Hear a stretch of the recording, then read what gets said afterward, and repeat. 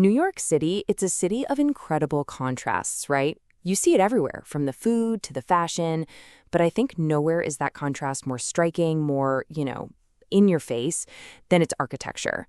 So today, we're going to dive into that idea through two of its most famous transportation hubs, absolute icons from completely different eras, each telling a very, very different story. On one hand, you've got the majestic Grand Central Terminal. I mean, think 1913, Gilded Age, just pure grandeur. It's formal, it's ornate, it's monumental. And then on the other side, you have the futuristic Oculus, this totally modern vision of open space and light. So this is way more than just comparing two buildings. It's like a tale of two different characters, each one telling us a piece of New York's epic story. Exactly. Two hubs, two completely different worlds. But here's the thing. Underneath these wildly different exteriors, they share the exact same purpose. So, how in the world do two buildings that look nothing alike manage to do the same job for millions of people, day in and day out? And that's the real puzzle we're digging into. One is this monument to formality and order. The other is a cathedral of modernism. Aesthetically, they're complete opposites. And yet, their function is identical. They're both the vital circulatory system for the city. Let's get into how each one pulls it off, and we'll start with the OG, the original. Okay, first, let's take a step back in time, all the way to the Gilded Age. We're going to explore the history, the incredible scale, and just the sheer grandeur of that timeless classic, Grand Central. So, picture this. It's 1913. The powerful New York Central Railroad unveils its new masterpiece. But listen, this wasn't just a building. It was a huge, bold statement of ambition and elegance, a legacy built to last, right there in stone and steel. This quote, oh man, it really gets to the very soul of Grand Central's design. Formal and ornate with specific spaces meant for specific activities. What that means is that every single part of your experience was choreographed. There's a grand concourse to make you feel awe, separate ticket windows to keep things orderly, and dedicated waiting rooms for comfort. It was basically architecture telling you exactly where to go and what to do. And here's a great little piece of New York trivia for you.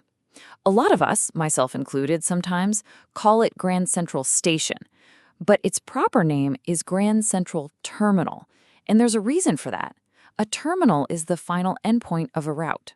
Trains arrive and they depart from here. They don't just pass through. It was designed from the ground up to be a true destination, the end of the line. And the scale, it is just staggering. 44. That's how many platforms are packed inside Grand Central. That is more than any other train station on the entire planet. It's really like an underground city, this beautiful beast of logistics and engineering. All right, now let's hit the fast forward button and jump ahead a century. We're leaving the Gilded Age and heading into a modern rebirth. Because the Oculus, it represents a brand new, bold chapter for New York. And the philosophy here? It's the complete polar opposite. Where Grand Central directs you, the Oculus pretty much liberates you. It's open, modern, and flowing. The goal here isn't to funnel you through different rooms. It's to immerse you in this single, vast, light-filled hall where your movement is fluid and totally unconstrained. Yeah, pretty much everyone knows it as the Oculus for that really striking eye-like shape. But its official name is the World Trade Center Transportation Hub, and that name is so significant, grounding the building in a location that's all about resilience, connecting its forward-looking design to the city's own incredible story of rebirth. Okay, so we've met our two main players. Now it's time to put them side by side. Let's see how form meets function in two completely different but equally powerful ways. So when you line them up like this, wow, the differences are just so stark. You've got the era, 1913 versus modern, the style, formal and ornate versus open and flowing.